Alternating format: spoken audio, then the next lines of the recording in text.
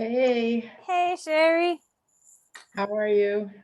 Doing well. How are you? I'm excited about tonight. Yeah, me too. Oh, let me pause the record. Okay.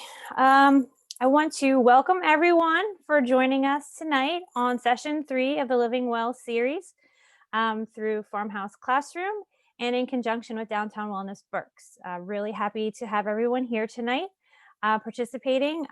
Our Downtown Wellness Berks affiliates who will be acting as our discussion leaders, as well as all the participants we have. Just want a reminder that I do have everybody muted here to start, just to minimize background noise and avoid us all talking over each other. So when I'll do my best to kind of cue people when we're ready to have you talk. And also, I want everyone, participants and Downtown Wellness Berks affiliates included, to feel welcome to join the conversation. So if you would like to join the discussion, everyone's welcome to contribute. If you have questions or comments, please use the chat box and I will do my best to fit you into the conversation so that we can all kind of keep it moving in a smooth way without talking over each other. Also,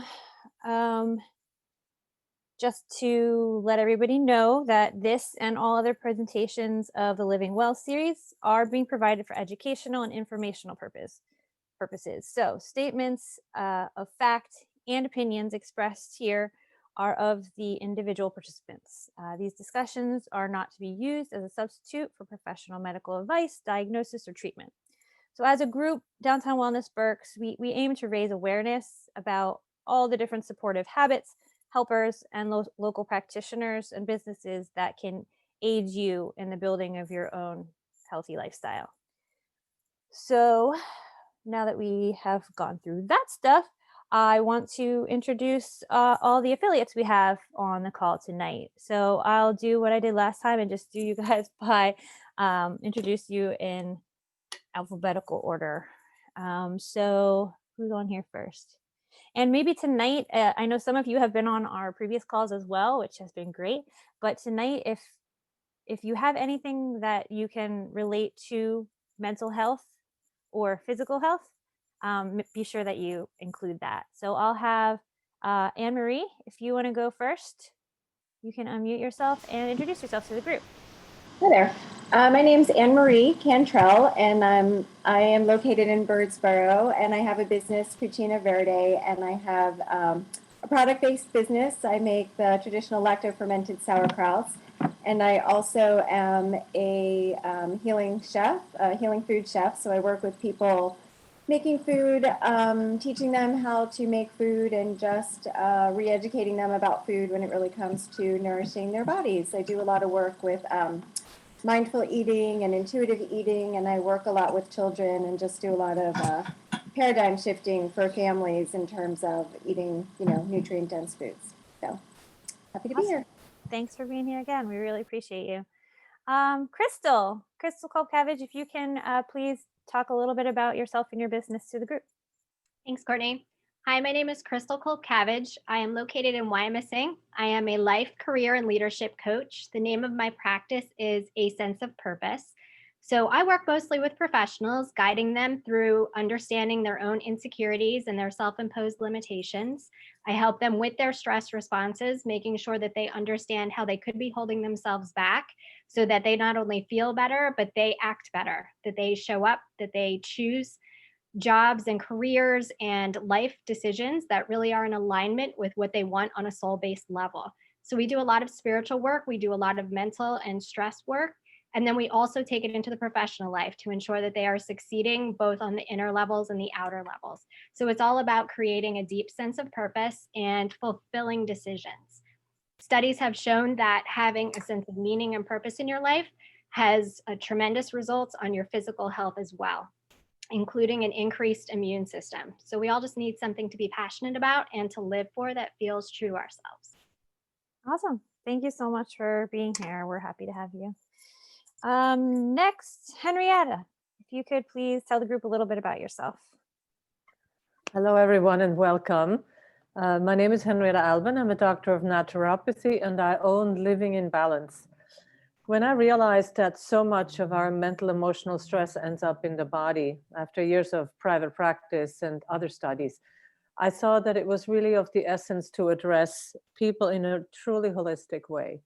So it isn't just food, or it isn't just, supplements. It's obviously not just emotions, but it is the whole piece that goes together. And that sometimes can be really, really overwhelming because people don't want to approach everything from everywhere.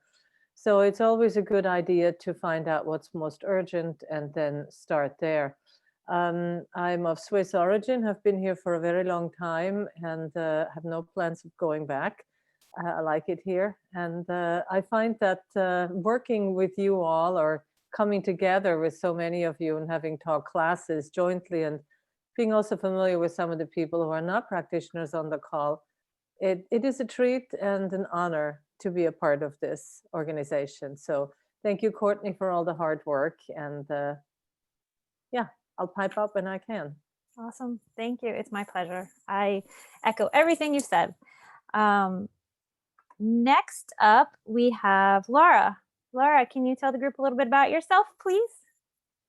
Hold on. Let me make sure you're unmuted. Oh, no, That's- your puppy. He's sparking me. Come here, come here. Stop. There's nothing there. I don't know. So anyway, that's Franklin D. Wiener dog. He's my pet. My name is Laura Hug. I am a Reiki master teacher of the Usui lineage, and I have just gotten my mindfulness meditator instructor certificate. Thank you, COVID.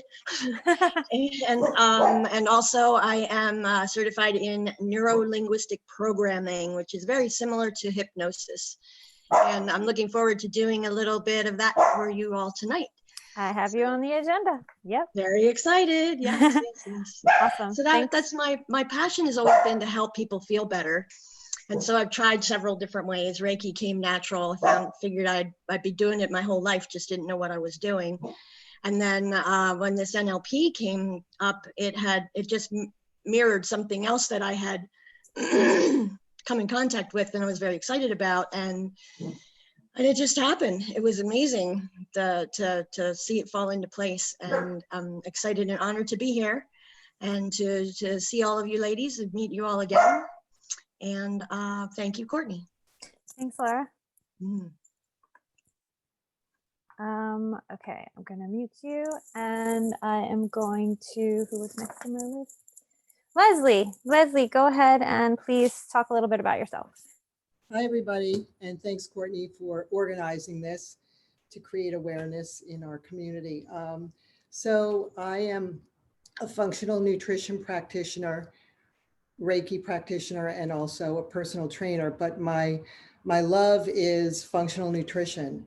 And what that encompasses is your genes, which is the environment, the food, your mindset, and that's all with the mental, the neuro, which we will be discussing tonight, along with your digestion, which is microbial, mechanical, structural, and chemical, and also inflammation, getting to the root causes. So to enhance, calm, clear, modulate, and get to the sugar, gluten, and dairy to try to get that out of the diet. But it's all encompassing. It's a lifestyle change. It's a shift in walking a new journey of that there are no quick fixes in life. So I work with the private and public sector, and I am located in Wyomissing. Thank you. Thank you so much, Leslie. Tiffany, can you talk a little bit about your business and what you do for people? Hi, yes, thank you. And thank you for having me here tonight. Hello, everyone. My name is Tiffany. I'm the owner at Embark Herbals.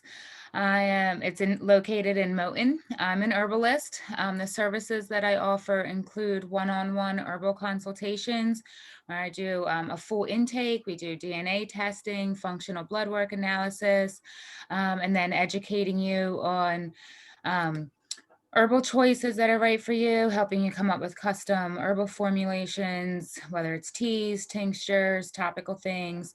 I have a full retail apothecary in the store where we have over 300 loose bulk herbs and teas that you can use to make your tinctures with, all types of do-it-yourself supplies that you need for herbal medicine making, that kind of thing. Everything's on the website. And then I also do classes in person and online. Everything includes supplies, tea tasting, seeds to start your own herbal garden, and it all comes in a kit that you can get in the mail, especially with the whole COVID-19 thing that's going on. It also comes with like private chat rooms and like live question and answer Zoom meets and things like that. If we're unable to meet, even if we start online and we're unable to meet, we can kind of pick it up on Zoom. And so I have classes like an introduction classes for kids, teenagers, and adults.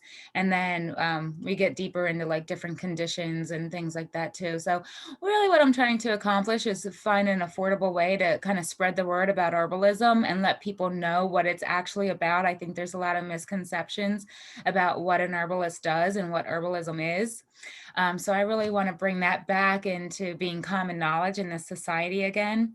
And so I think these classes are a great way to do that and bring the community together and, and share. I guess other than that, tonight's topic is about emotional health and well-being, and herbs do indeed play a role in that. I think there's a lot of things that people are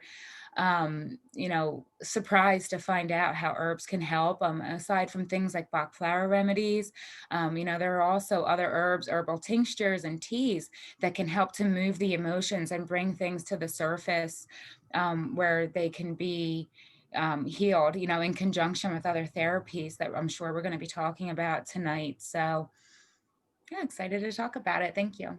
Great. Thanks, Tiffany. We're glad to have you again. A couple people just jumped on. Sherry, I'm going to save you for last since you're going to take us into a grounding practice. But Whitney just hopped on. I saw her. So Whitney, if you don't mind just telling the group a bit about who you are and what you do. Hello, everybody. I'm Whitney George. I'm a nutritionist, a functional nutritionist at Ampersand Integrative Wellness. I have a master's degree in human nutrition. I've been practicing for close to 9 years. I really am passionate about food as medicine, utilizing personalized protocols, the digestive tract and gut health, autoimmune disorders, and the immune system in general. So I know that's a lot of what we're going to be talking about. And the mind-gut connection is huge. So thinking about what we eat, how it affects our brain, and then also how our brain affects our gut. And the GI tract is the home of 70% of the immune system in the form of lymphatic tissue. So it's really an important player, an important role. And the connection of stress reduction and the brain with the gut. I'm very passionate about that. So I'll talk about that a lot, but yeah, I love what I do. I'm a part owner at Ampersand. We are a collective of wellness practitioners. We have 2 personal trainers, 2 massage therapists, one who is also certified in trauma touch therapy. We have a mental health practitioner as well. She's a licensed clinical social worker and is our mental health therapist. And then we have music therapy. I'm very excited. We just signed with a girl named Kara who's going to be doing music therapy. And we do have grief support as well. We have Lori, who's an RN who leads group grief support meetings, which is also very important for mental and emotional wellness. So we'd really like to, we're in Wyomissing, we're right on State Hill Road, and we're pretty much bringing together practitioners who can help with all facets or all branches of the wellness tree. Yeah, we love what you guys are doing over there. Really excited to see how it's all unfolding. It's fantastic. Marty Samuel, I saw you pop in. Do you mind saying a few words to the group to introduce yourself? Are you having puppy issues tonight too? myself. Okay. No, I'm not Hey. having pictures yet because I haven't sat down. Okay. I own a farmhouse kitchen, and we are an organic breakfast and lunch place, and we support the education program. And we're looking forward to the end of COVID so everybody can get back and we can serve people the way we like to serve them in quantity. So that's it. This sounds great tonight. And now my dogs are talking. So I'm going to mute again. All right. Everything. Okay. Yes. Thank you, Marty. Thanks Bye-bye. for being here again. Oh, yeah. All right. Just to refresh about my practice, I'm not only the program chair of Downtown Wellness Berks and the education coordinator for Farmhouse Classroom and at Farmhouse Kitchen. I'm also an integrative health coach myself.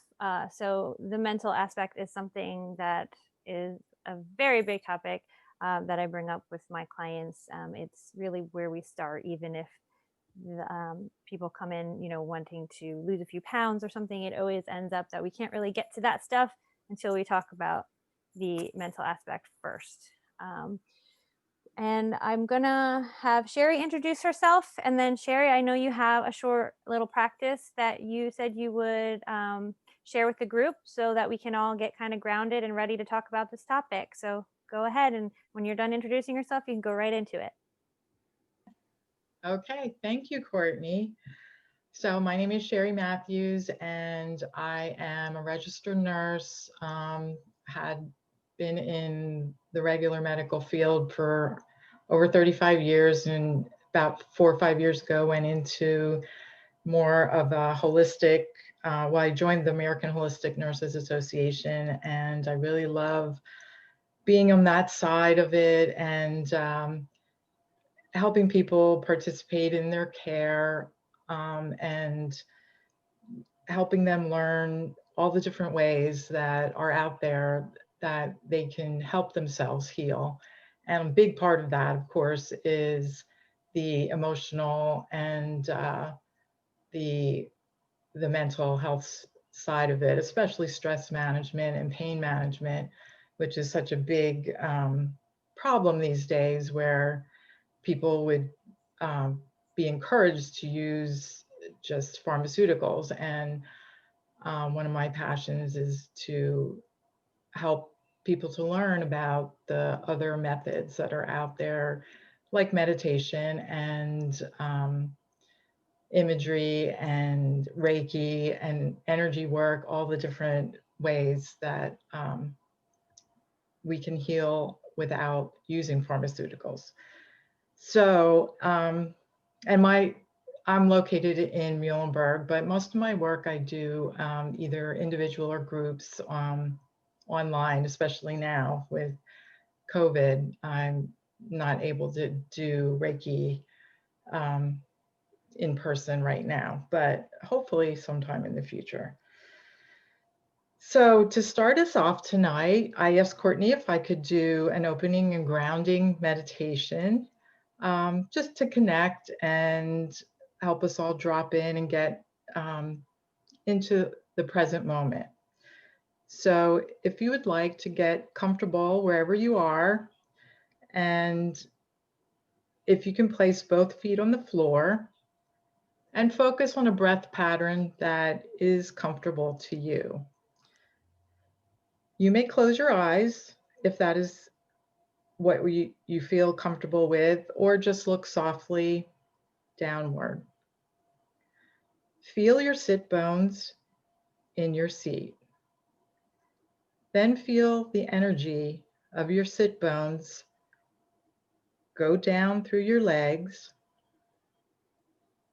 connecting into the earth. Allow that energy to penetrate deep into the earth, through all the layers, into the crystal magnetic core. feeling the support and grounding.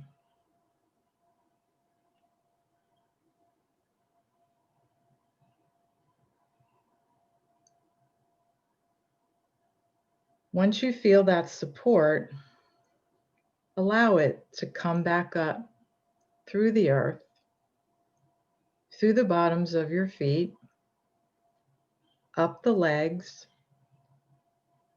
to the tip of the tailbone.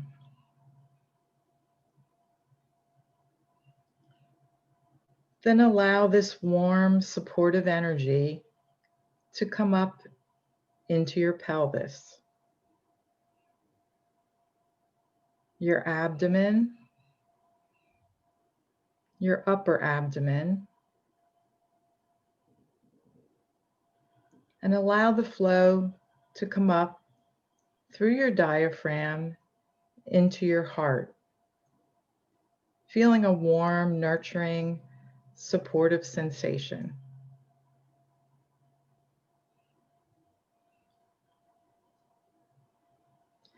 Then coming up into your throat, to your forehead, to the crown of your head.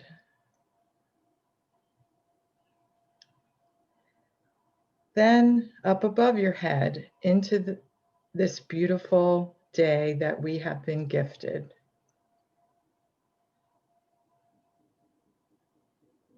Opening up to higher consciousness and gathering in any divine gifts that you need at this time.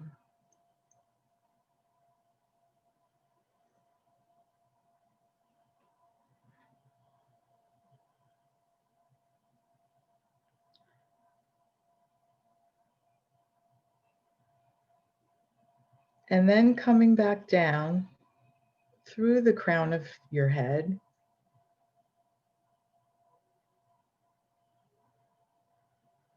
into this space and time, bringing this beautiful energy back down through your forehead, into your throat, into your heart space.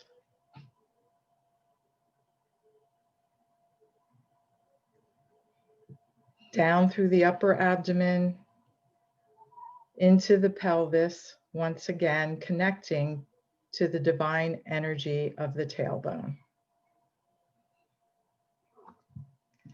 Then down the legs to the feet, gifting it back to the earth.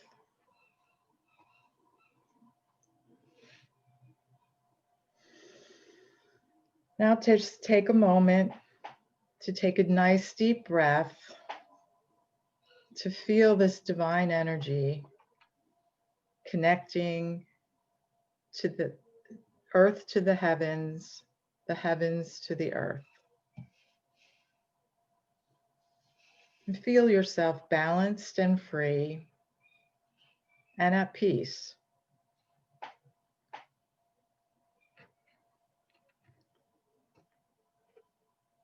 Now, if you closed your eyes, you can slowly open them back up and return to this space. Thank you for connecting with us here tonight. Uh-oh. You're okay. Thank you so much, Sherry. That was for that beautiful practice. It's so really funny. lovely. My cat came up while I was doing Oh, it. she felt it. She felt it. So I hope that was a nice demonstration for everyone to kind of realize. I hope everybody feels a little more grounded and calm after that lovely practice. Thank you so much, Sherry. You're welcome. I'm like, ooh, now I gotta like pay attention and get back to what I was doing. So just a word or two just to get started. We do actually have a couple of practitioners, Corey White and Carrie Iyer of Our Whole Living Project, who are counselors themselves and therapists. And unfortunately, because they are, this time did not work for them because they are busy seeing clients right now. But I did meet with them to just talk about kind of what I had laid out for this evening. And they just had a few things that they wanted me to make sure the group was clear of before we kind of get started in the conversation.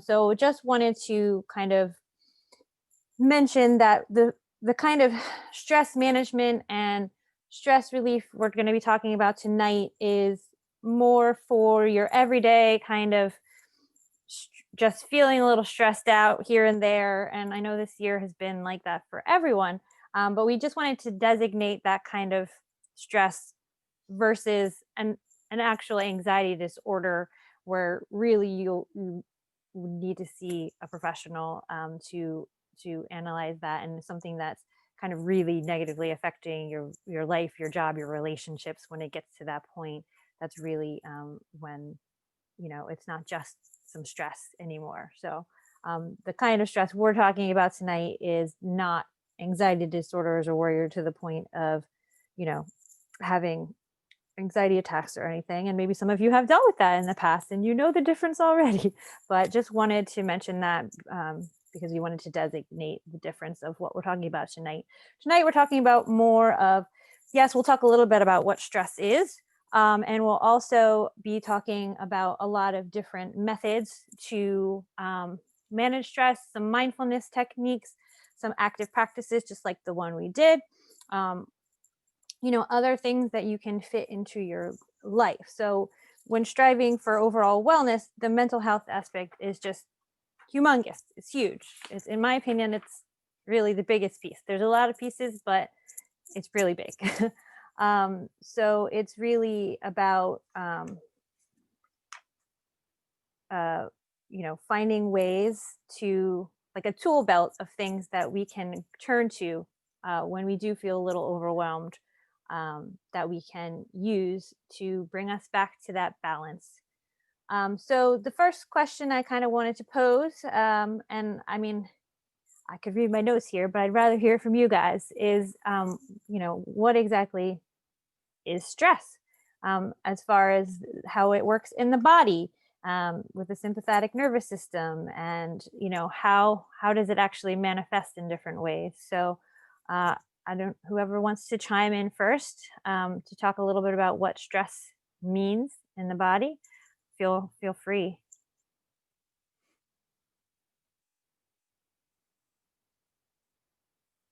Does anybody want to start? Stress is up. Henrietta, go ahead. Okay. You're good. On a physiological level, stress is a revved up sensation triggered by whatever it may be that this person is sensitive to, be that the situation or their own makeup or their physically they may not have slept well, and things that exacerbate the triggers and then repeat. So physiologically, stress in the body is simply, and it isn't simple to feel it, and don't get me wrong, but it is a disturbance in the nervous system, and that affects everything because we are electric magnetic beings. Sherry has let us dip into some of the electric magnetic power of the earth. And as such, we are incredibly sensitized to our environment, to things that are going on around us. Stress physiologically is another piece where everybody knows what cortisol is and how adrenaline works, right? So these are the stress hormones that are put out by the adrenal glands, but also by the skin as an effusion, if you will, of nervous energy. Again, nervous system. What happens is that when we are stressed, and many people have used the saber-toothed tiger example, when we're stressed, the bottom line is that our torso loses all its power and everything is going into the head and the arms and the legs. So the extremities, in order to run, think faster and move faster and all of that. What happens with prolonged stress in the body is that the metabolism in the body suffers. The microbiome obviously is disturbed. The whole hormone household, the endocrine system is disturbed.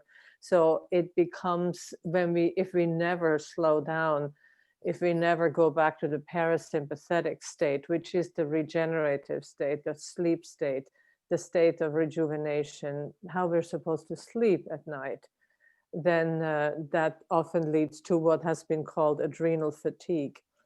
As an emotional aspect of this, obviously adrenal fatigue is a severe limitation on the appropriateness of our responses. Rather, we are reactionary to what we're experiencing. We're interpreting emotionally things that are much too intense, that in reality, if we were in a good space, would not really bother us that much. And again, like you said, we're not going into severe clinical issues.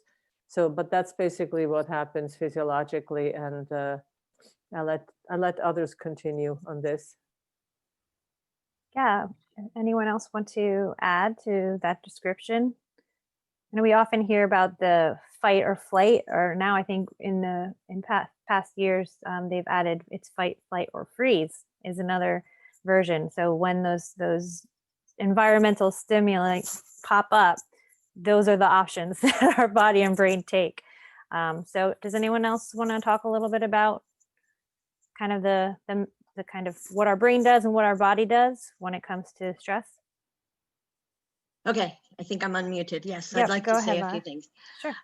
In the NLP, the fight, flight, or freeze is spoken about a lot, because many people are in that state continuously. They never get back to the parasympathetic state, like Henrietta talked about.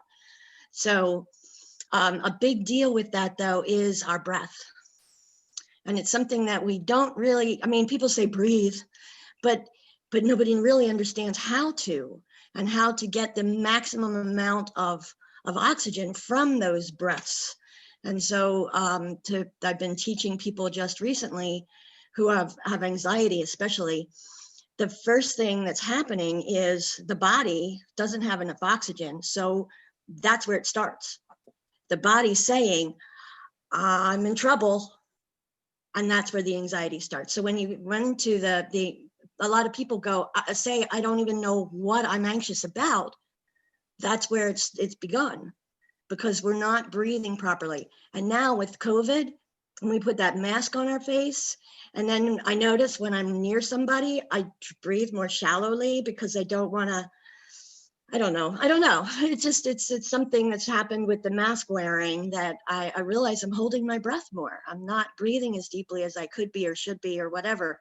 And it's leading to anxiousness and things like that. So it's about doing things like Sherry just did, was taking the time to center yourself, taking your time to get into that parasympathetic way of living.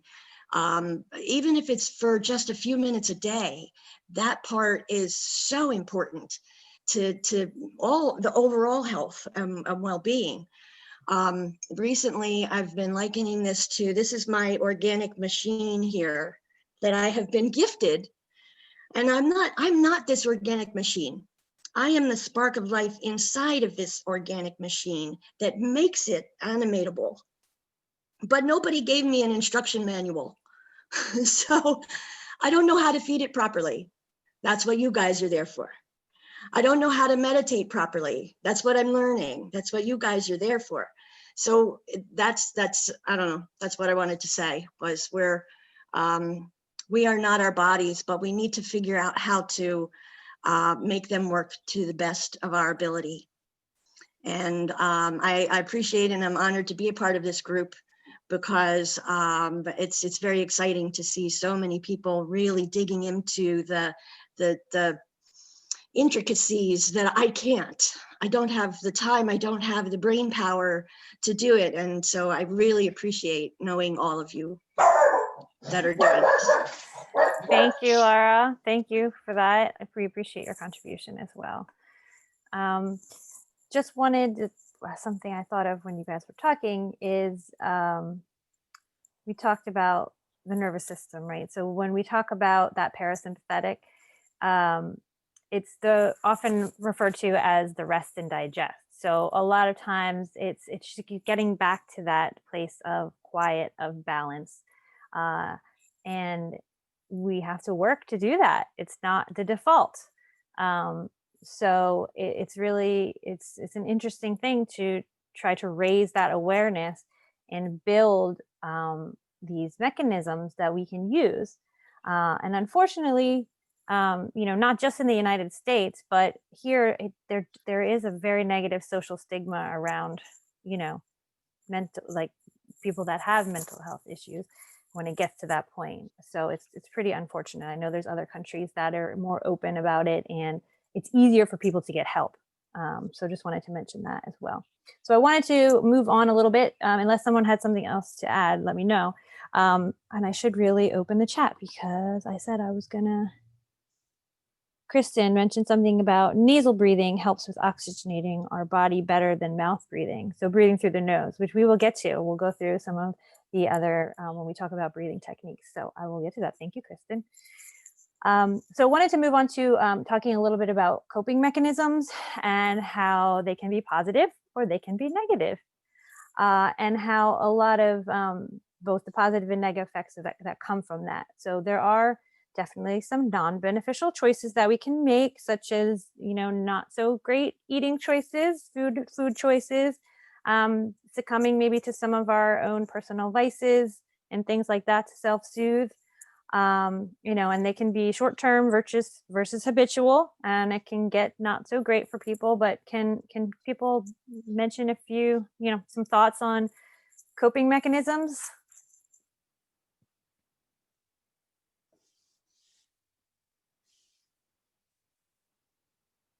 Well, Go ahead, Tiffany. sorry, I didn't realize I didn't remute. Oh, did you go ahead if you want to add something? Friends that help to, sorry, I'm looking at comments. Different herbal adaptogens that help to reset the HPA and the SAS axis and systems. So, I mean, that's really great because what I find a lot of times is herbs aren't a substitute for everything else that we need to be practicing, but there are times where they're doing something on a physiological level that are helping give our bodies and the tissues down to the cellular level and in the matrix and between the cells, giving them the nourishment that they need so that they're going to function how they should be functioning and restoring the balance. So, I mean, in one, aside from, I'm the herbalist, so aside from like all the other coping mechanisms with the mind body awareness and the breathing and lifestyle choices, that's kind of how herbs can fit in, as it really is like a coping mechanism. It's, inserting something in to disrupt this imbalance and bringing balance back to it, because everyone's like, yes, we need coping mechanisms for stress, but when life's busy and it's a busy day and you're going hours on end, and our bodies are designed to be able, we're humans, that's our gift, is to be able to create and to go after all of our dreams and to pursue things. And that can also mean stress, added in with the unexpected things that come up in life and other demands. So herbs are there to be our allies and help us through that and support our bodies with the needs that they have.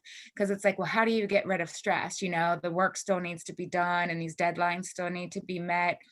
But these herbal adaptogens can help to regulate that immune response when it's overactive or when you're having adrenal burnout, adrenal fatigue. Yeah, and I did want to, while you were saying that, reminded me of something Henrietta mentioned, but just the fact that, when we have those reactions to stress around us, everything kind of like all the blood goes to our brain and our extremities. So it's that kind of like that kind of reaction. And that is good for us sometimes, so I don't want to, come across as that we're trying to squash all forms of stress 24/7, because it can actually be really useful. It can help us focus in a time where we need to, or it can help us escape from danger when we need to. I think one of the main points is to raise awareness of when we're feeling those physiological changes so that we can analyze whether the situation that's happening to us constitutes the reaction that is happening. because, you know, we talked about saber-toothed tiger, or I've heard bear, or whatever it is, some imminent danger to our life. Our body reacts the same way when we're up at 3 a.m. worried about our inbox. So that's a problem. There's a big disconnect there. Does anyone have any kind of comments on kind of today's stress versus caveman stress? Yeah, I can add one to that. That's great that you brought that up, because I was thinking the same thing. We always are in our head too much, I think, and we need to listen to all those signals in our body, and sometimes just like instead of saying what's going on, why am I so stressed, just where is it in your body, where do you feel it, and then maybe just go there. And because we have brains in our heart and in our gut that can absorb all that information much quicker than our brain can, and they can tell us what's going on and react to it. And we can, if we actually move into that space where that stress is located in our body, we can move through it quicker, because emotion is energy in motion. And if we could move that negative energy out and have practices that work on that, there's all kind of energy practices that will do that, Reiki or acupressure, all kinds of things that can help with that. I think that's one way that we can do a coping strategy that is easy to do, like just putting your hand on your forehead is a way to get it out of yourself out of that stress response. That's awesome. Crystal, did you have something to add? I was just going to say, Courtney, you were talking about laying in bed at night and worrying about email or something. And I think it's important that we look at coping mechanisms, because we're never going to not have stress, but that we also understand what our triggers are, because everybody's going to be triggered in different ways. There's common triggers like loss of a loved one, a sick child, things like that most people are going to respond to in a stressful manner. But really, we have this many stressors and we only need this many because of our lifestyle. And a lot of that comes from our own fears and insecurities. And when I work with my clients, now, let me back up and say there are things like environmental stressors and physical stressors, right? We have food sensitivities, we have pathogens, we have EMFs, we have things around us that we're going to always physically have. But a ton of our stress comes just from the way we view the world. When we think a certain way, we feel a certain way. And when we feel a certain way, we act a certain way. And when we act a certain way, we get different results in our life. So when we're looking at the world in certain situations based on our own perceptions, we don't realize how much we're triggering stress within ourselves and creating our own stress. My clients and I, we always talk about the fact that our biggest fears are that the past is going to repeat itself. So if we've gone through our earlier part of our life and been hurt or had some emotional pain in a particular way, we're going to go through our adult life constantly afraid that that's going to happen again. So if we can understand what we've been through and work on how we are, trying to prevent that, there are stress reactions when we're trying not to get hurt again the way we were hurt before. So a part of stress management is understanding your triggers and working through those perceptions so that you can heal them, so that you don't get triggered as often. Because we've all been in situations where somebody goes through a situation and you think, oh my gosh, you were so cool and collected. I would have freaked out if that happened. So we can get ourselves to a place that we heal the trigger. But then for those types of places where we just can't get there because it's always going to be a stressor, then we have the coping mechanisms. So just keeping things in check, like you said, Courtney, is freaking out over email something that's helping me? Probably not. And then digging into understanding, well, what part of my sense of self is really being compromised now? And how am I worrying as a defense mechanism, and how could I handle that in a better way? Those are great insights. Thank you so much, Crystal. Henrietta, did you have something you wanted to tack on there? Well, I actually had something a little bit more hands-on. I really appreciate Crystal's clarity in this, because that's exactly ties in with what I said earlier. And the triggers, to know our triggers are seriously one of the most important things.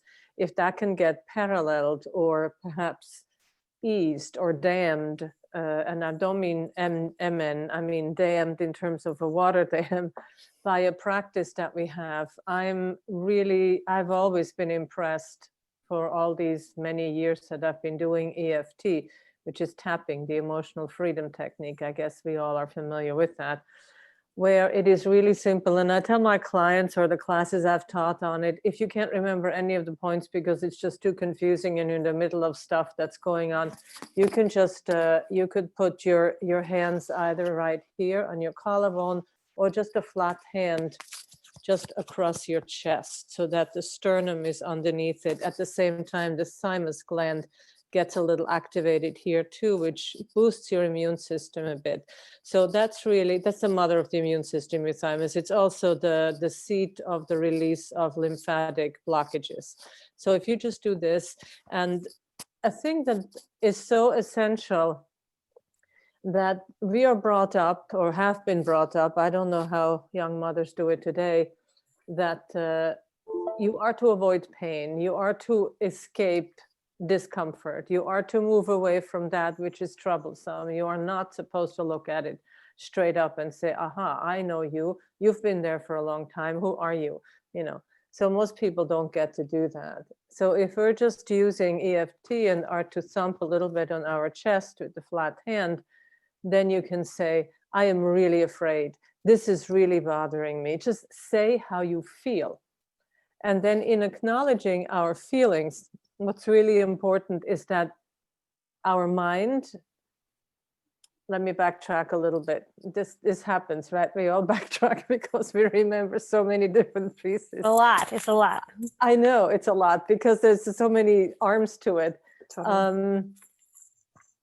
The backtracking in this case has to do with, first of all, like Crystal said, become aware of your trigger. And then you already know that.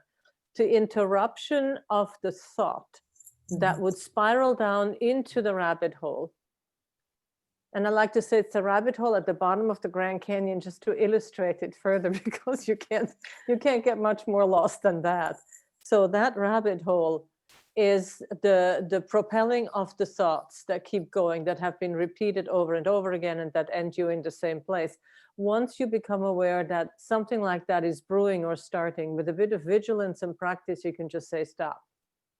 And then when you say stop, you take a moment back, you take a breath and you take a step back and you just then do the tapping and say, I know this is really scary, but I don't want to keep this. I want to feel good. Whatever it is that you want to say how you feel and not, don't give it more volume than it is necessary. And another thing that's really critical with this, if we are in a whole setting, which we are now collectively, of stress and everyone being afraid of this, that, and the other, and each other, which is so sad, is that what if those thoughts aren't yours? What if that's just in the energy, in the atmosphere? What if those thoughts aren't even yours? We've all heard the piece that says 85% of what you worry about never happens, right? So the mind will bring up thoughts, always does, is always there. It's brilliant in its own way, but for those repetitive thoughts, it really sucks. It's not a good idea to follow those. Not helpful. Not helpful at all. No. No. So I wanted to kind of move on to talk about some of these practices, because a lot of times I'll be working with clients and we'll ask about some of their active practices that they use for stress reduction, or when they're feeling stressed out, what did they turn to? What did they do for themselves? And often I get crickets.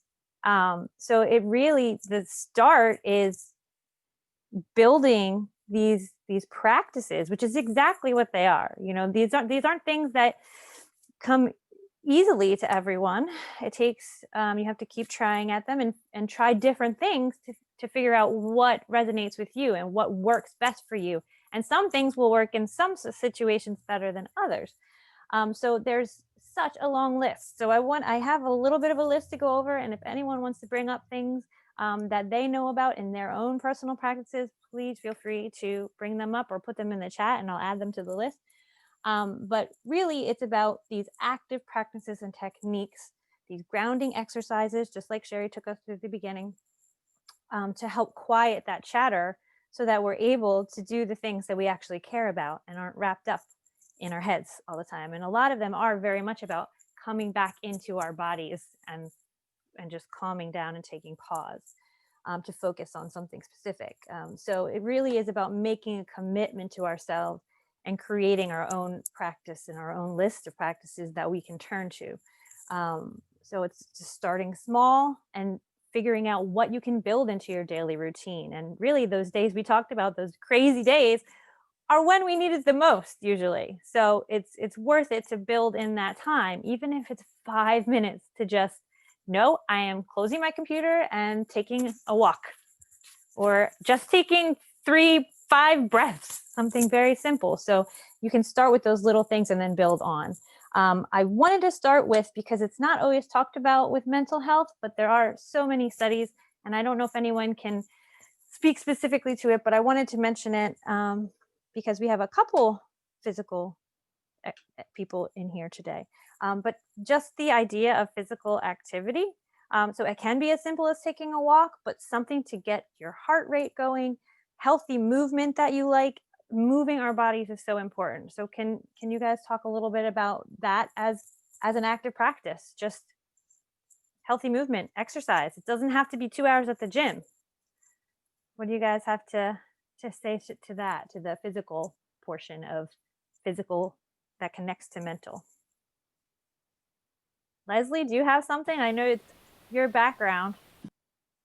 Yeah, so I think some people get scared off because they see this vision, this person who's fit, whatnot. But you know, at the end of the day, you got to find something. You know, it's all about balance. So even if it's just walking through the park, or you know, going to a fitness center that you're comfortable with, it's like finding a school for your child that he will, you know, feel comfortable with, that will excel and do well. Not every gym is catered to every person. Now through COVID right now, it's very difficult, but even simple things like go to TJ Maxx. Did you ever pick up those like 3-pound dumbbells, or the mats that they have for $5, the yoga mats? You could set up your own program at home, being in front of the TV, Googling different programs that they have. There's different yoga, you know, things that you could do online. Even locally, there are places, and I'm sure through Downtown Wellness Berks, that you can go live, and there will be somebody there on your TV, and in the quiet of your home, you can do exercises. So it doesn't mean because we're hunkering down, that means we can't do anything. You know, just even simple like taking a bike ride, just getting some fresh air, getting the blood flowing through your brain. Because when you're stagnant, a lot of people are gaining weight during this time. And, you know, also I wanted to add incorporating a routine, a new routine, because people excel and they thrive when they're in routine. So this has rocked a lot of people's world, not being able to travel. My husband has been hunkered down. My kids know him as dad who travels during the week. So he took up some really nice hobbies he enjoys, like going down to the creek and fly fishing, taking a walk with the dogs. He's reading now. He hasn't been able to really pick up books, something that you enjoy reading. And then at night, you know, his mind races a lot. So I'm always throwing things like putting lavender oil in the room, to the diffuser, you know, putting a couple of drops for him to like quiet, relax, center. Passion flower, the drops are amazing. You put 3 or 4 drops at night, that kind of calms and centers you. And make sure you're getting enough water. That if you're not hydrated enough, what happens? You get brain fog, you get dizzy, you know, make sure you're getting enough electrolytes. And the best form is through coconut water. And also the community connection, the things that we're doing now. seeing if there's Zoom chats, something that might be of interest that are online now, any kind of hobbies you might be interested in. And also, if you enjoy journaling during the day or an evening when you're just kind of decompressing from work and just a busy schedule, even if you are traveling. So those are some of the tools that I incorporate when I work with people, along with, you know, the microbial health and what's going on in the environment that's living within your body. So I'm a really big advocate on what are you breathing in your home? What environmental triggers might there be that might be causing headaches, brain fog? So there's a lot of levels that you can kind of address through COVID and just through your whole life. That's awesome. Thank you. Leslie, you just totally like checked off like 30%, like a bunch of my list, but that's great. No, so maybe that's okay. No, maybe that's what we can do. Maybe we can go through if some affiliates don't mind talking a little bit about their own personal arsenal that you use for yourselves. So anyone that wants to speak up, go ahead, Henrietta. Well, it's been really hard to get into it because I'm not a creature of habit. So I am very spontaneous. And so I really go by what I feel like. But just to add to what Leslie suggested in terms of online stuff, if you have not heard about the Australian TV channel called fmtv.com, they are amazing. They have a ton of exercise stuff that you can just follow on screen. And then locally, Sarita Linda from Swarupa Yoga, who used to teach at Building 7, she has several times a week a live Zoom call. And those are really interesting and beautiful. And she explains and demonstrates on Zoom very well. My personal routine is at least once a week, I go hiking first thing in the morning in the woods. I go up to the Antietam woods because they're least spoiled. And the fastest thing you'll find there is maybe a biker early in the morning. But other than that, I mean, bicyclist, not a motorbike. I have a rebounder, which I swear by. I have a hula hoop, which I started using recently. And I do what's called Dr. Zach Bush 4-minute nitric oxide workout. I do that one sometimes too. Yeah, see, I mean, it's so simple. It's real cool. It's literally super quick.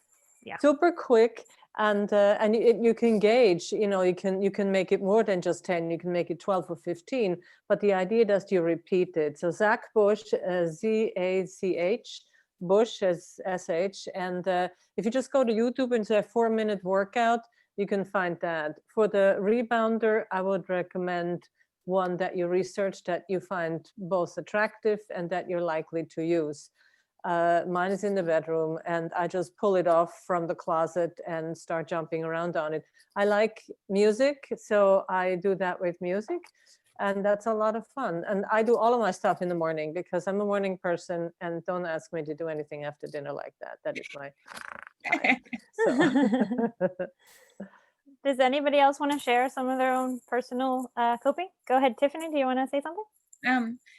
I wanted to just mention a few other things that popped up when Henrietta was talking to about interrupting that thought process when it's that downward spiral. I know one thing that can help is doing math problems because it shifts the part of the brain, shifts to a different part of the brain. And so your brain can't be in both places at once, so to speak. And she had mentioned something about how, we're kind of trained to avoid certain negative emotions, like we, shouldn't be having them. And that just made me think to take that one step further is, and we can try meditation or just, trying to not think of anything. That doesn't always work for me. Thoughts slip back in there. But one thing that has been effective for me is to get into that meditative state, but to meet my emotions there and to look at them as visitors that are coming, like, why we're humans, why do we have emotions, why do we have these things? They're there to serve us. There's a purpose, a function of having them. And yes, sometimes it can be, in overdrive, like with the stress, where it's kind of turned on all the time and there's a biological functioning behind that, physiological functioning behind that. But, a lot of times we have these different emotions, like with grief or sadness or fear or jealousy, envy.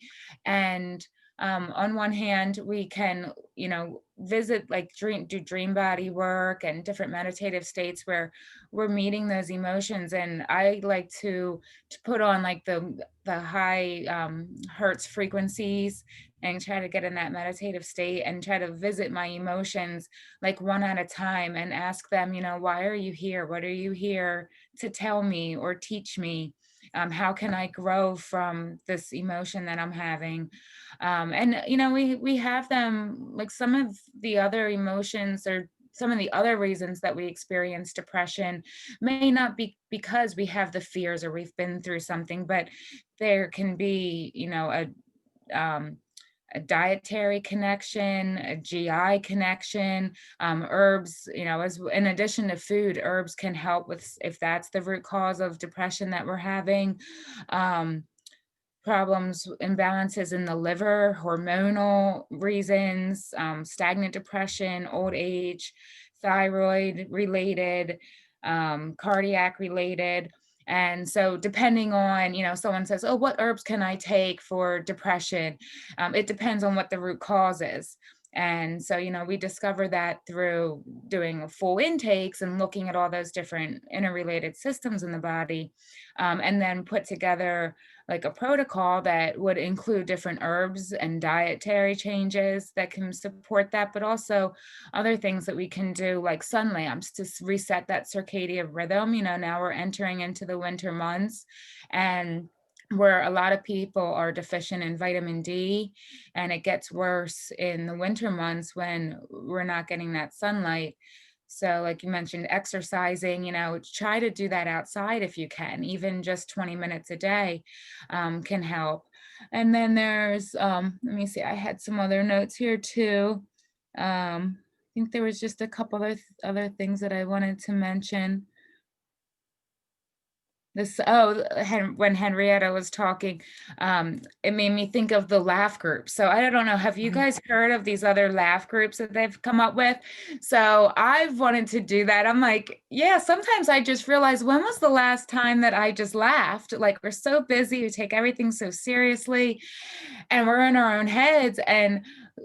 And I would love to form a laugh group around here because I haven't heard of any. And, so in the meantime, I just try to, put on something like a comedian on TV, or, I always get into like these serious movies and things that, when I want to watch some TV for entertainment that are serious. And I was like, I really need to lighten this up, and like, just laugh, and it's contagious. So, I try to get the kids involved, and sometimes you just make each other laugh. And then before you know it, you're just laughing for no reason. And it's contagious, and it boosts your serotonin and other neurotransmitters, reduces inflammation. That's a great suggestion. I know I had a couple other people that were, Marty, you were raising your hand. Did you have something to add? I know you just got off a video, but I don't know if you're able. There you go. Did you want to contribute something? You're still on mute. There you go. In 1 second, I talk to somebody else first. I have to plug my Okay. Crystal, you took yourself off of mute. Did you have something to add to this list? Yes, I agree with everything that's been said. I mean, I didn't realize it until this conversation, but I think 97% of my day is stress management. Whoa, that's impressive. You can take it, make it a lifestyle. You're really in a better place. But and that's another thing. I too, as Henrietta said, as soon as I wake up in the morning, I have to hit it and make myself a priority first. But I think the more that we could spread it out throughout the day, just the more balanced we would be. But what I'd like to contribute is just really understanding that we need to look at our mind like it's a laptop.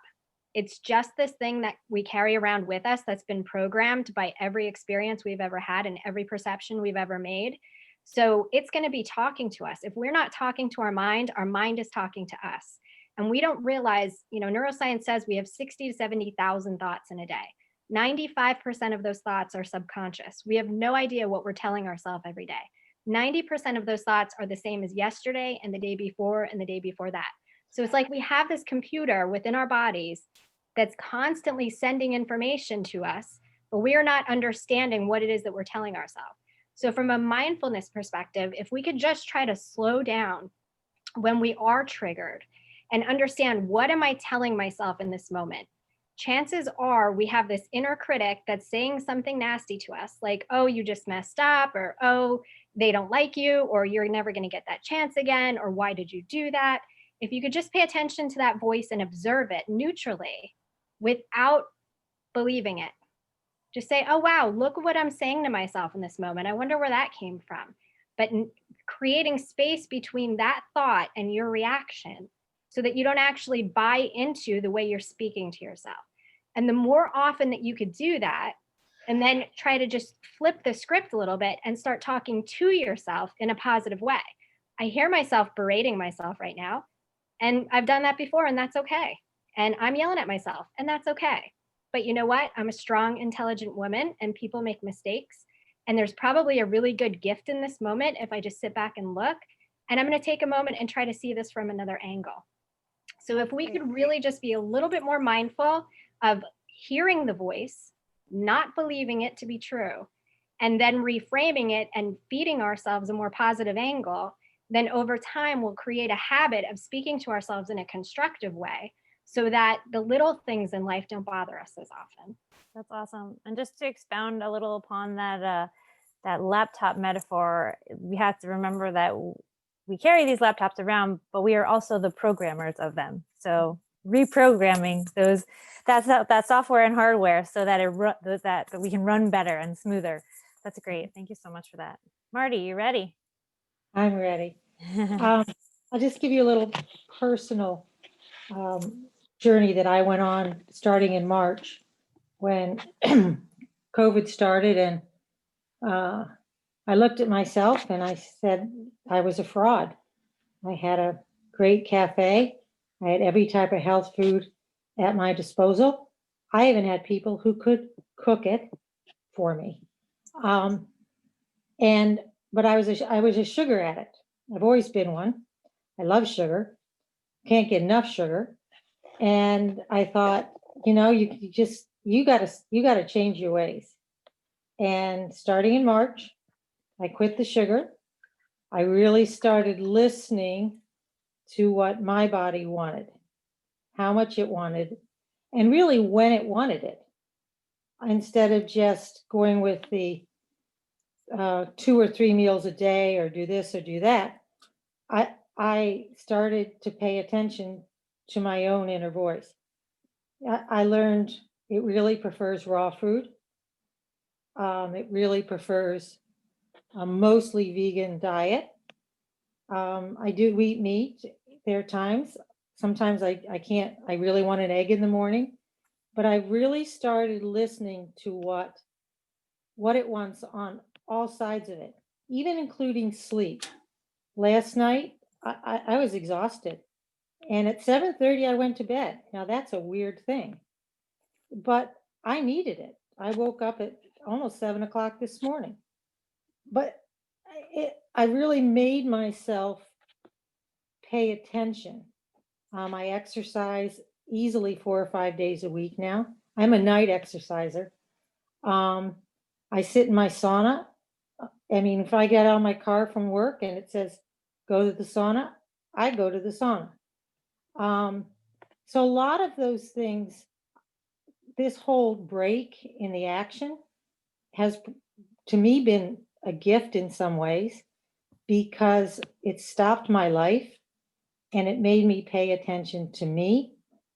And I listened to what you're saying, all of you are saying, and I incorporated a bunch of those things into my life, which before I would have just run over them.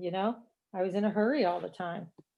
And I'm happier, I'm healthier, and all this stress at this moment seems almost to run off of me. But it started with getting rid of sugar. and looking at really hard at myself and saying, you got to change. And I feel like I'm 30, probably my late 30s. I feel as good as I did in my 30s at this moment. So that's just a personal trip that I've taken through this time. Thank you so much for sharing that. That's great. It's great to hear different perspectives, especially when they come from people's personal stories. So thank you so much. You know, we've been talking a lot about the mindfulness part of it, and it really is so much about that. Oh, Anne-Marie, I see you unmuted yourself. Did you want to share something? I do, yeah. So I think what I can offer is a little bit more of an Eastern perspective with things. Okay. So for myself, one of the things that I've been doing for a couple of years now is something called Donna Eden Energy Medicine, and I don't know if people are familiar with that. And this year I decided to actually go full out, and I'm in a full training for it, and it's amazing. So just a little bit of background with it, but it is basically using the body's meridian systems. There are like 9 energy systems, so it uses a lot of Eastern philosophy with what Chinese medicine uses with our meridian systems, and it looks at chakras and just getting our energy systems to really flow. And the one thing that I want to talk about is one of those meridian systems is called triple warmer. If people are familiar with Chinese medicine, or triple heater or pericardium, and basically it's our protector. And so if there's something coming at us, a stressor, the saber-toothed tiger, in Chinese medicine, it is our triple warmer that keeps us protected, right? So much to the point that it will, you know, pick up some dust, right? As something really toxic to our system, triple warmer flies into action, and we get, you know, all of these issues. So what's really interesting is Henrietta was talking about doing the EFT. When you do the certain EFT points and the tapping, you're actually tapping on certain meridians. So your first point that you're tapping is a bladder meridian, and the bladder in Chinese medicine is so tightly tied to our nervous system, right? So bladder health and nervous system health in Chinese medicine are tightly entwined. And then the points on the outer eyebrow are actually our triple warmer points. And the other thing that's so interesting with what Donna Eden says is when our triple warmer is so activated, our spleen energy gets really deflated. And so in Chinese medicine, it's our spleen that is our nourisher, basically. So it takes in, you know, our food, our thoughts, the news, the stress, and then has to work on it. Right? So when we have this imbalance of a really overactive triple warmer and a really underactive spleen, we're just hit with all of these things that are really bombarding us. So our stress level goes up, our ability to maintain our immunity goes down. In Chinese medicine, there are also thoughts and emotions that are correlated with the organ systems, and the spleen is that constant running of the thoughts that you just can't get rid of, right? So just a really simple offering that I can offer here for something that I do is while there are meridian points, there is something also called neurovascular points, which are where the meridians kind of hit for more emotional reasons, so like emotional reasons for stress. And so there are points like right on the forehead over here where the bumps of your forehead are that are called neurovasculars. So Sherry mentioned just holding your forehead helps to bring you some calm. So you're actually holding those neurovasculars. And it's interesting, my father was really sick last year, and you know, being with them and watching my mom, you know, I taught my mom some of these things, and I would teach her, hold your neurovasculars, hold your heart, hold your root chakra, wherever you, and I would look over at, you know, the chair when she's in this moment, and I would see her physiology completely change. Right? So as our blood's rushing to the brain, this is here to just settle us back in. And the other really nice triple warmer points to calm triple warmer down to say thank you, but I'm safe, you don't need to work so hard, are these eyebrow points and the point right here at our throat chakra. So it's just really interesting. So if I'm up in the middle of the night and I wake up and it's 2 and it's 3 a.m. and my mind is going and I can't calm down, I'll literally turn over onto my side, hold my triple warmer over here and hold my triple warmer over here, breathe until I calm down enough to go back to sleep. So I just wanted to offer that out. And I also wanted to offer the connection of the vagus nerve in terms of our parasympathetic nervous system and getting out of fight or flight. So the triple warmer and our vagus nerve are also very closely related. So the more we can calm this down, the more we're going to tone our vagus nerve. And then someone was mentioning music, and just like being in joy and singing and humming are also things that'll help strengthen our vagus nerve, which will help put us back into that parasympathetic nervous system. That's great. Thank you so much. And Leslie asked if you could please share the website in the chat box so that we have that for everybody, and I can then share that with the group later. And I just wanted to make sure there wasn't anything on our list that we didn't already talk about that I had here. I just was going to say we talked a lot about mindfulness, and really it's just essentially the same thing we were talking about, of just that awareness. You know, you have a mindfulness as a practice, as a specific practice, which there's lots of, as we were talking about breathing and meditation and tapping and all of these things that we've been talking about tonight. But it's really about making it a part of your lifestyle. So it's like mindfulness in the moment leads to mindfulness in the larger sense that we're using it in our everyday lives, and we don't even really have to think about it as hard anymore once we make those habits happen. So we talked about the physical activity. We talked about breathing a little bit. One thing we didn't mention yet, we brought up journaling a little, connecting with nature, which is a huge one. Meditation, and that means lots of different things to lots of different people. You know, there's a lot of apps available. I know Jane mentioned Calm. I've used Headspace in the past. There's 10% Happier, which is a great one. Dan Harris has that one. It's a great one. We talked a little bit about tapping, emotional freedom technique. And what's the one I was going back to? Oh, gratitude practice. Gratitude practice and positive affirmations.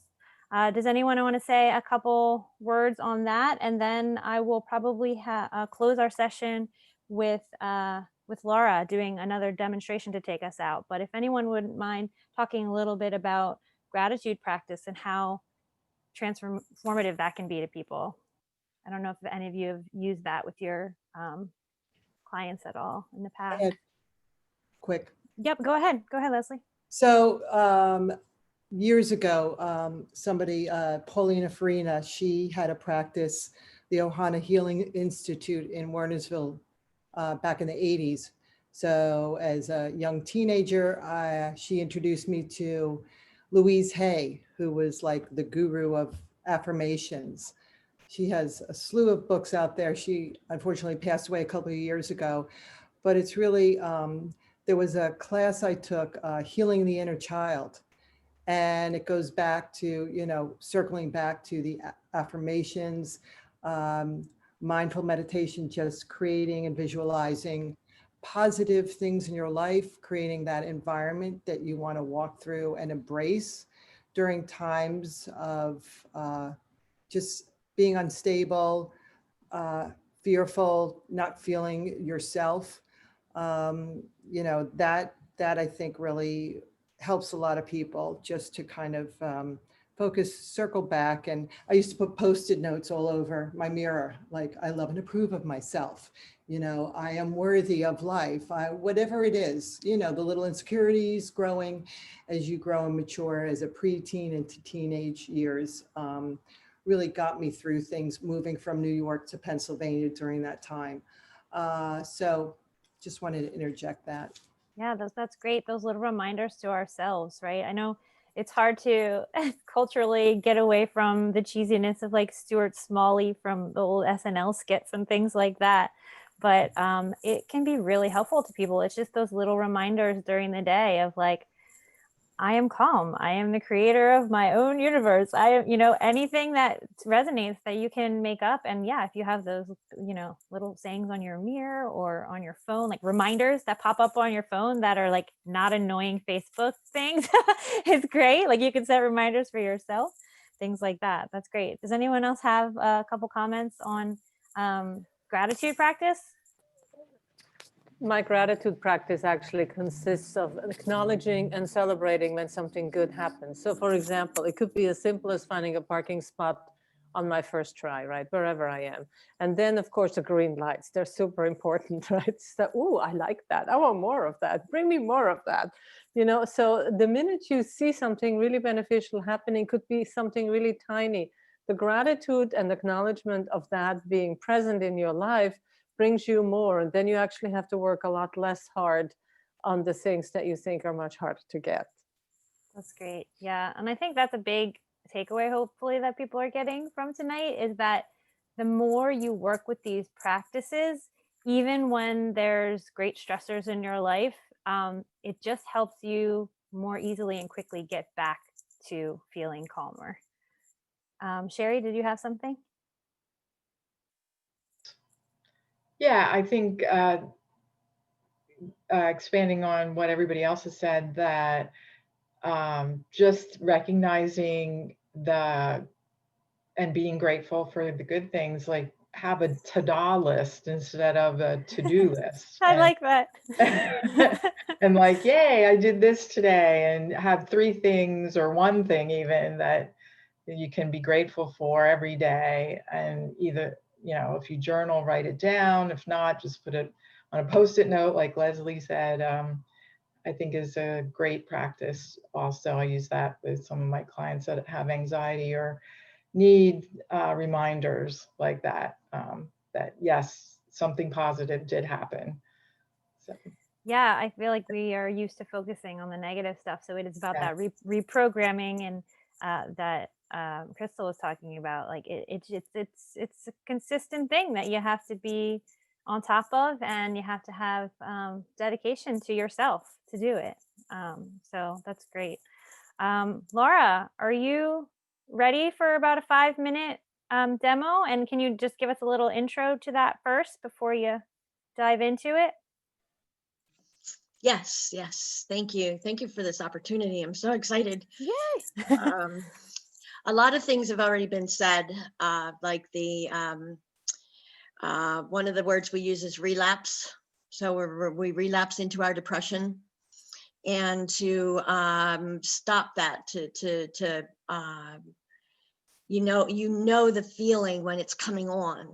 And so using the techniques that you're taught, like to flip the script, to use a different part of your brain so that it stops, that kind of stuff. So all of this information that was here tonight is so valuable. And a lot of the things that you all talked about, the tapping, the gratitude practice, things like that, that's all stuff that I've learned in mindfulness, of course. So the NLP is about affirmations also. So it's relaxing you. It helps you to relax, which then gets you out of the way. So either your conscious mind is out of the way. Now I can put stuff into I can talk to your subconscious mind with the affirmations. So that's basically how it's working. It's using the positive words to take out the old stuff that doesn't belong there anymore, that's not useful anymore, and then to put back in things. So when I talk to a client, I have them tell me what they need to hear. So I use their words for them after I've relaxed them, and then I give them the suggestions that have been set up in the initial intake session. So that's basically how it works. So it'll be a guided meditation. Again, I'll be in the meditation too, which makes it doubly experiential, because I'm using my intuition to tell me what you guys need to hear. Basically, is what will happen. Okay, so does anybody have any questions? No, looks good, looks good. Okay, so basically the same thing you did with Sherry. Get into a comfortable position. Okay. And relaxed sounding or surroundings. Usually there's some sort of a music playing. I could play something, but I don't think it comes through my computer well. So we'll just do it with whatever silence is there in your space. All right. So before we start, I want you to calibrate for yourself where you are Notice how relaxed you are. On a scale from 1 to 10, just think of a number in your own head at this point. 0 being completely relaxed and 10 being wide awake. All right. So the first thing I start with usually is a couple of deep breaths. So 3 is usually my number because I don't know, it seems to be magical. So I'd like you to take 3 deep breaths in all the way down to the bottom of your stomach. And relax and allow the air to come out of your lungs. Just relax. And take another deep breath in. Open your chest, open your stomach. And relax and allow the energy, the breath to just release itself from your lungs. When you're ready, you can close your eyes. Take another deep breath in. I apologize. And out.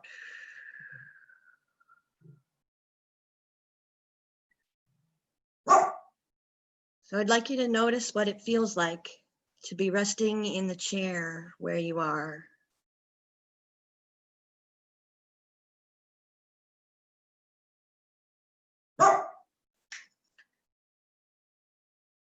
Feel the chair as it supports you and gives you comfort.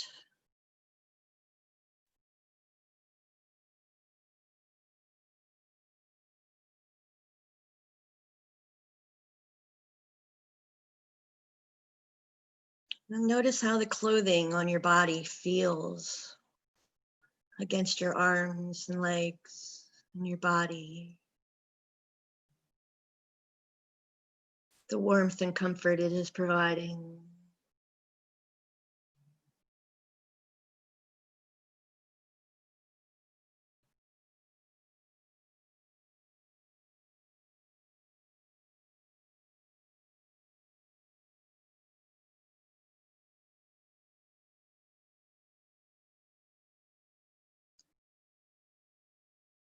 What is the temperature of the room where you are?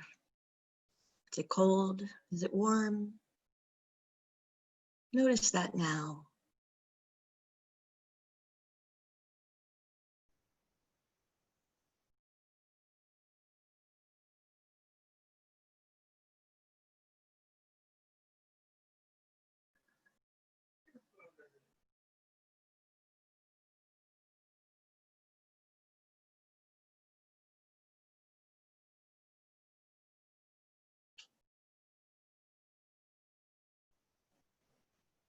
Are there any quiet or peaceful sounds in the room?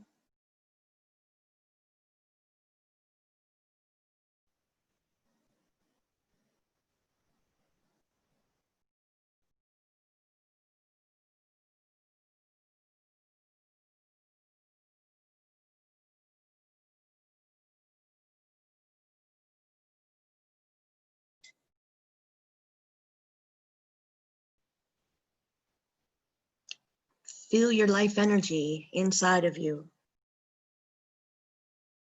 The sensation of being alive.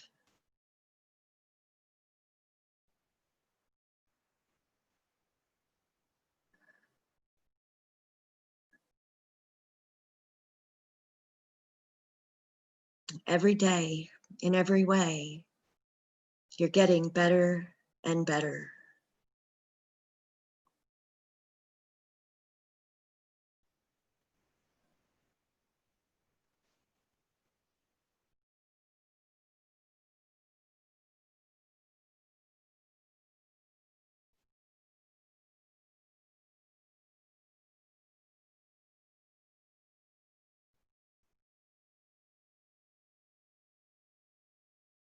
Notice what it's like as your body becomes more peaceful, still, and quiet.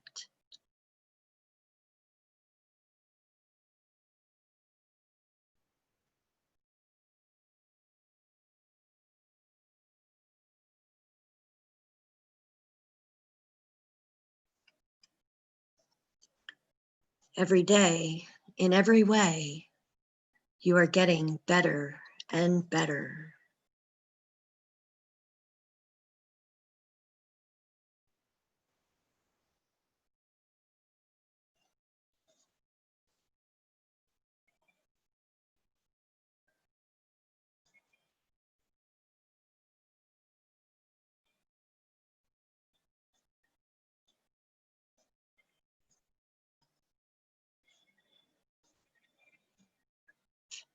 Is there any tension in your body now? Notice it and let it go.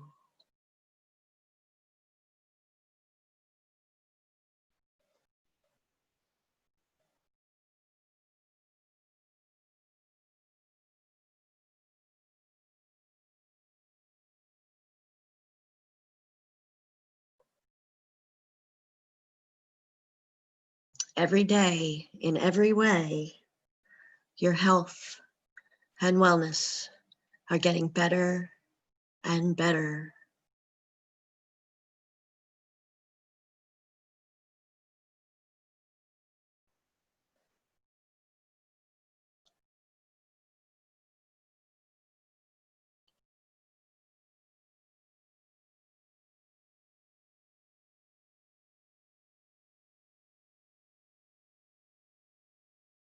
Notice how comfortable it is to be in this relaxed position.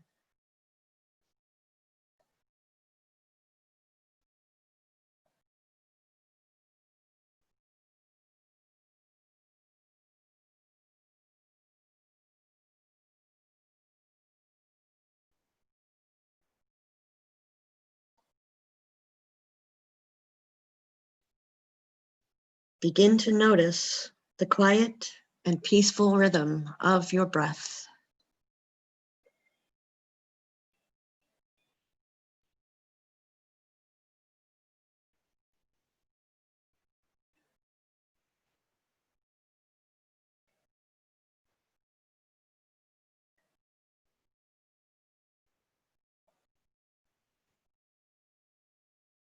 Every day, in every way, you're getting better and better.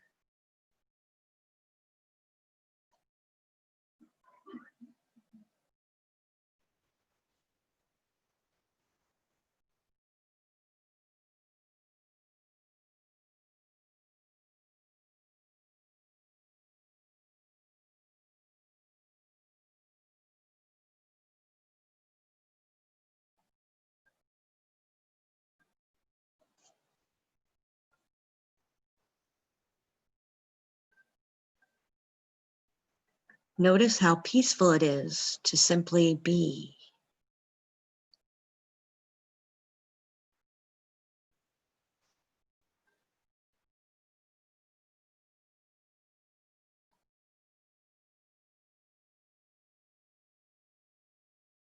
Every day, in every way, your life and your health and your wellness are getting better and better and better.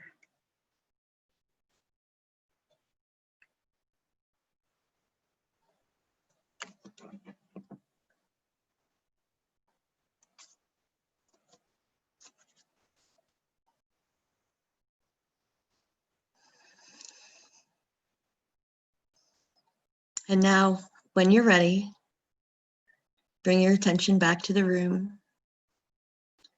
Bring yourself back into your body.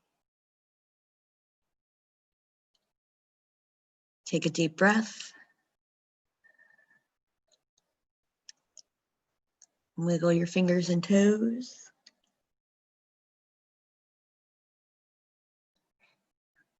And open your eyes when you're ready.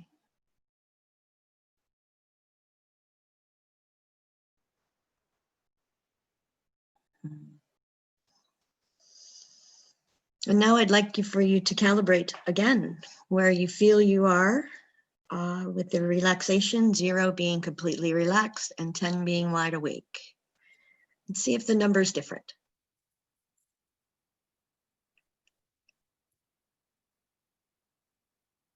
Cool. And thank you all. Courtney, I'm glad that this is being recorded because we're supposed to record these sessions so we can go, Oh, great. so the client can go back and listen to them again and again. Yep, So, we're going to post this so it can be available to people that are here and people that weren't able to join us. So thank you so much for taking us through that. I think it was a great way. Kind of wanted to bookend the session with some nice demos. So thank you for sharing that with us. Sure. And thank you everyone so much for coming. I didn't know if anyone had any final questions or anything.